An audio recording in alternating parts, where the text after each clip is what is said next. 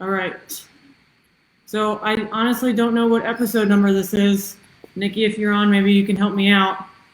Do you know which episode? I'm going to go with number 5. I think it's number 5. Hey. Shh. So that is our new dog, who we have now named Prim. And she's got a little bit of a whining issue. I could guess that that might be why she was returned to the shelter as she was. She was previously adopted and then returned to the shelter. Possibly, I'm going to take a gander that it could be the whining because she's got a good bit of that. Also, she likes to jump a lot and she's got sharp little nails. So 2 very common reasons that dogs are returned to the shelter, but she's here with us now. She's got a home with us. I'm going to try to bring this forward. And she's here to stay. So she's going to become a training dog, help us train, and she's going to be awesome. So we're excited about that. So Prim is her name.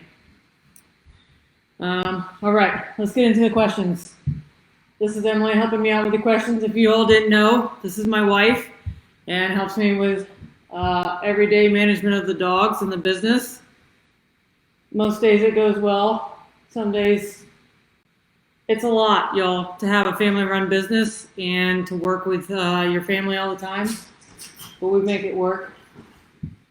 Sure. Right? Sure. I'm smiling. She's smiling, guys. I'm going to bring this closer because we want a close-up of Emily. There we go. Yes, we do. Why does this look so far away? Okay, there we go. I also can't see comments. Down the side, down the side. Hey, Hillary. Shh. Oh, boy. All right. All right, babe. Let's go. All right, first question. We have an elderly lab who is pretty perfect in most ways, except she's very anxious when the Roomba is going around the house. It's too bad because we have the Roomba primarily because of her shedding. Have you heard me so far? Yes. Roomba, older dog.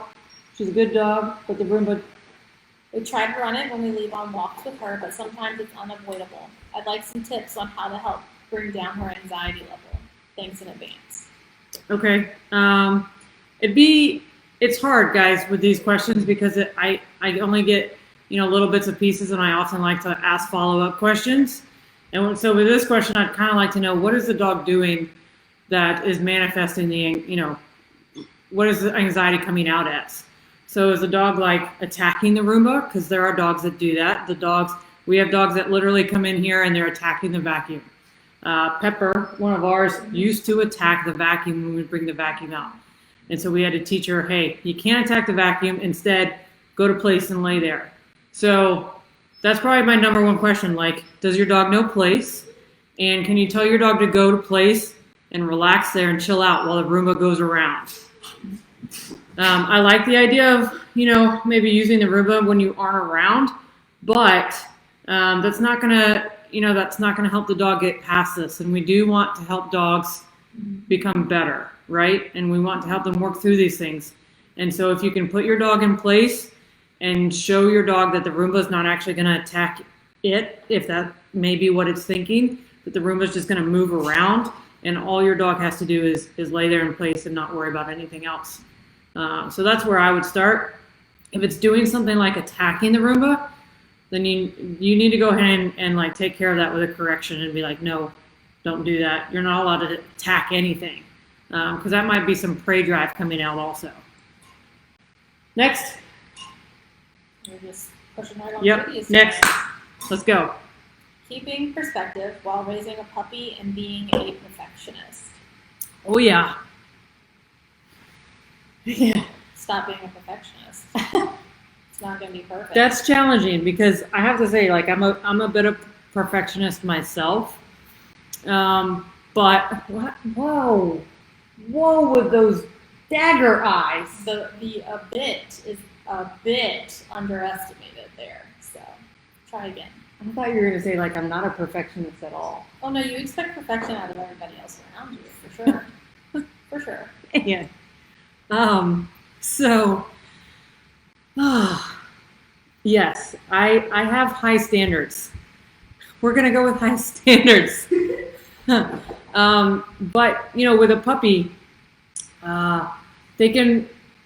Everything's a process. So it's kind of like having a child.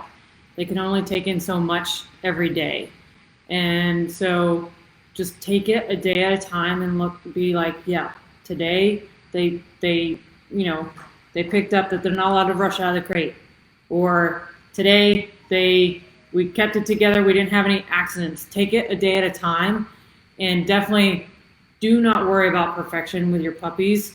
You want to think about the long haul and making sure you're not getting frustrated, because if you're going for perfection with puppies, you're setting yourself up for failure and frustration.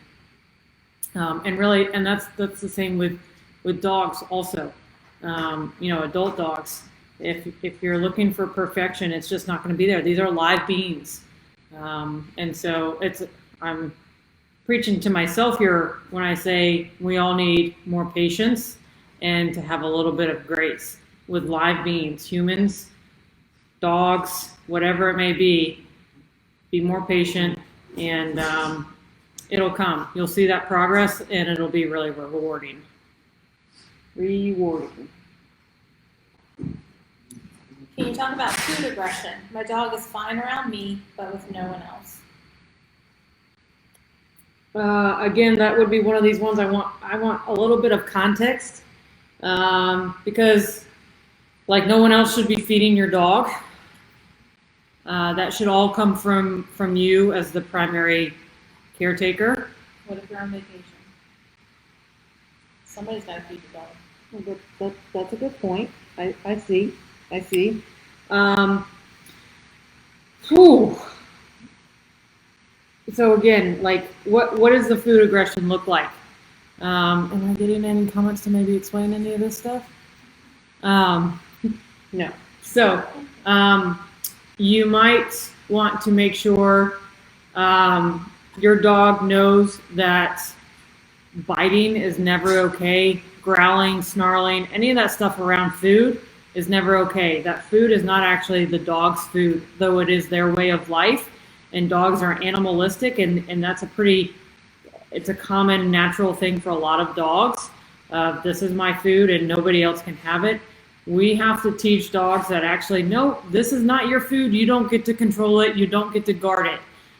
We like to teach the out command, which helps with a lot of that. But we also, everything we do here is about leadership. And so we put humans way up here and the dogs are down here, so that they know humans are never something that they can bite. They can't push them around. And so that really helps with any kind of bratty behavior such as food aggression. So it's really going to take a lot of work from you to start instilling some leadership, so that they also know like other people cannot be pushed around and they can't be aggressive with them. But maybe, a little bit of follow-up, and shoot me a DM and we can have a little bit of a conversation about that, because I need a little bit more details, I think. Did you say the out command? Yes, out command. Is that on your website? It is on my website and YouTube. Yeah. All right, my vet recommended seeing a veterinary behaviorist instead of enrolling my dog in a training program. Have you seen that approach work for certain dogs with issues? Dogs/issues. Short answer, I'm not answer it, no. No. You can take a perfect dog to a behaviorist and they're going to tell you a bunch of crap. They're going to charge you a lot of money. They're probably not ever going to touch your dog. And they're going to give you a lot of things that aren't going to help. And I've seen that time and time again, and so have my colleagues.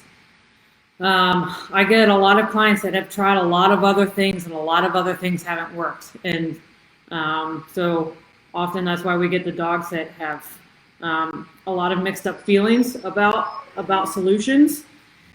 And veterinary behaviorists are one of those. So I don't often see good things coming from them. I think it's, to put it bluntly, waste of your money and time. When do I get to stop using the remote? That is totally dependent on you and your dog. I have, well, we currently have now 8 dogs, and I would say that 2 of them are very consistent and can be without their e-collars. The rest need them consistently. A lot of our dogs, they're the rejects. Our dogs have come to us because of lots of different reasons. They just haven't been able to survive in other homes, so they've come to stay with us, and they've never left. And those are the dogs that they have to have their e-collars. I don't have another way to say no to them effectively. And as hard as I could try, I would never feel safe without them having the e-collar on, even if I work with them day in and day out. Now, there are dogs that, Odin, for instance, and Frank, they really don't need their e-collars. They're really fantastic dogs. But you have to work hard on that relationship where your dog understands no without the e-collar, and that takes a lot of consistency. So to make it easy, keep using the remote. Keep having the e-collar on your dog. It just makes life easier. How high should I correct my dog? I can't tell if I'm too high or too low. So if you're at the level in which you're correcting your dog for something, then hopefully your dog already knows the command and knows it well. So that's the point in which we talk about actual corrections or punishment. So at that point, you are correcting to change the behavior of the dog. So for instance, if a dog breaks place, they already know the command and they continue to break place, then you should be correcting high enough so that they don't continue to break the command. Same thing, if the dog keeps jumping on people, you should be correcting high enough where they don't ever jump on a person again. It is all about changing the behavior in the dog if you're at the correction level. Is that how you feel about it too? As a non-dog trainer? The big thing is the thing that resonates with me is if you're nagging your dog, you're not high enough. If you're constantly correcting your dog for the same thing over and over and over again, then you haven't used high enough numbers to be effective. And if you're too high, then they're not going to do the thing again. Right. Too high is very relative to the dog, too. Correct. So. Yeah. There are very few owners that will actually go too high. I'm always coaching clients to go higher. So if you're asking yourself if you're not going high enough, go higher. Question. So at the end of a recall, should my dog sit? That's totally up to you. We train dogs. Really, the point of our recall, is to come to us and get within arm's length where we can grab the dog, put a leash on them, and then do whatever we want to do next. Oh boy, sorry. I'm feeling there. Yeah. So it's really about getting the dog close enough where if we need to grab them quickly, we can. The sit, it's really nice to be showy and have them sit or down or whatever. Certainly if you want them to stay, ask them for that sit or that down. But for us, it's really about just come to us. I need you close enough where I can grab you. It's more about safety. How do I get a new 8-month-old puppy to stop whining and barking when he goes in the crate? Yeah, so you might have heard me doing a few tactics. Mostly it's about what works for you and your dog. So I use hush, but usually there has to be something that follows that up. So we use the bonker, which is the rolled up towel. And when they're in the crate, we will throw the bonker at the crate. And usually that's enough to get them to be quiet. If that's not it's an 8-month-old puppy? 8 months. If that's not effective, for me, I'm going to put an e-collar on the dog and I'm going to correct them. That honestly is much easier because you then can be in a different room and correct them. So for 8 months old, they're absolutely old enough at this point to not be whining or making noise in the crate.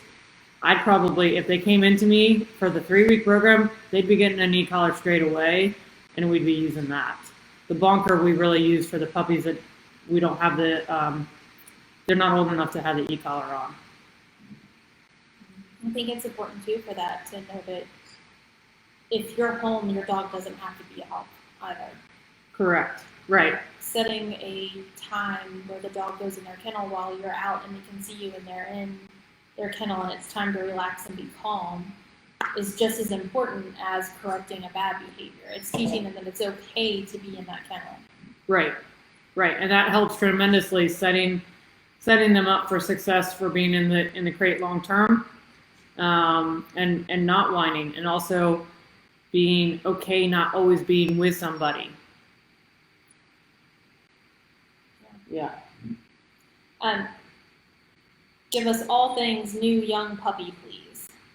Oh my gosh. That's a big request. But I can say that the YouTube channel has all kinds of information on puppy. Yes. And housebreaking and all of the things for the puppy palooza that has occurred post, pre, during COVID. But there's a lot of welcome knowledge in there. Yes, we've got a lot of puppy stuff on there, and then obviously we're doing a lot of puppy stuff right now. And we try to throw some tips in almost daily with the puppies. Maybe I haven't been so much recently because we are so jam-packed. But I mean, my number one thing with puppies is crate training. That will make your life so much easier, because otherwise you've got puppies running around pooping and peeing in the house, and you have no way to regulate that and help them realize that pooping and peeing happens outside. The crate also helps with a schedule and helps with feeding time, nap time. The crate is definitely where it's at for puppies. They don't chew up your stuff. Right. And they don't chew on your furniture. Right. Or pee on your furniture. Right. It's fun. And then giving them brain activities, throughout the day. Starting them leash walking, leash training as soon as you can. Please skip the harness. Go straight to a leash, either clipped to a regular collar or a slip lead. They need to feel that pressure on their neck. We've been working on no barking when someone rings the doorbell or comes to the yard, but how do we differentiate for puppies between normal situations and situations where they might need to alert us, like a safety concern? Mm-hmm. So, first off, there's a couple of different thoughts on this, and one, it's your job to take care of things, not your dog. So it's your job to know about intruders and that sort of thing. It's your job to take care of someone coming into your house. Most people these days, they don't have actual guard dogs. That's our. She sneezes a lot. We don't know. That's Prim sneezing. Most dogs these days, they're not guard dogs. That's not what they're bred to be anymore. At Sadie's Rules Canine Training, we don't train guard dogs. However, I will say that we don't train dogs not to alert. They will still alert when there's a crazy something happening in your home. So something's happening outside that they're really concerned about, they're going to bark. But what they shouldn't do, like when someone barks on the door, they bark. Oh yeah, when someone knocks on the door, they shouldn't bark incessantly or bark so much that you can't get them to stop, or get so crazy that they break plates. My big thing is, like, they should be able to stay in place. They should not get so hyped up that they've got to go rushing the door. That's my big thing. They should stay in place, and you should be able to control the situation. So again, you should be taking care of most everything. People come into the door, intruders even, that's your job. However you want to take care of it. That's not your dog's job. You don't have a guard dog. I can almost guarantee it, you don't have a guard dog, because not many people these days do. So whatever way you feel like you need to protect your home, do that. It's likely not going to be your dog. But again, if something crazy is happening outside, your dog's likely going to bark. So we had an owner whose dog alerted them to a bear in their yard. Who's that? Dyson. Oh, Dyson. Yes. Yeah. Yes. And the family was outside. Yes. So Yeah. he alerted, the family was able to get to safety, and they were able to recall their dog because he was fully trained. Right. So he didn't charge the bear. Yep. So everyone stayed safe. But Yes. you know, dogs inherently, regardless of whatever correction they would receive, will still protect their family Yes. in those situations. Correct. Right. And animals can read people too. I think the same thing would apply in that situation. Yes. I mean, we tell our dogs thank you. Right. Like, that's their cue. Like, Yeah. our dogs bark if someone comes to the door. But we say thank you. It's our acknowledgement to them. Thank you for letting us know. We've Or got enough. it now. Yeah, we'll say enough. And also. enough, yeah. Yeah. And we've got it now, and they stop barking. Yeah. Quick question. What if a dog gets stressed out in the crate doing heavy panting and is in a big puddle of drool? Sounds like some crate anxiety going on, and that's a tough one. Something to be worked on. I've got, I believe, multiple videos on YouTube working on separation anxiety, not separation, crate anxiety. It really is very similar. Separation anxiety, crate anxiety. We work through it kind of the same way. The big thing, what we do is help the dog learn how to be calm. So we teach it in the crate, we teach it out of the crate. We use e-collar for this stuff. It's pretty complex to train it, and I suggest you get some help if you've got a dog with crate anxiety. It's not an easy answer, not one that I can really get into here. Yeah.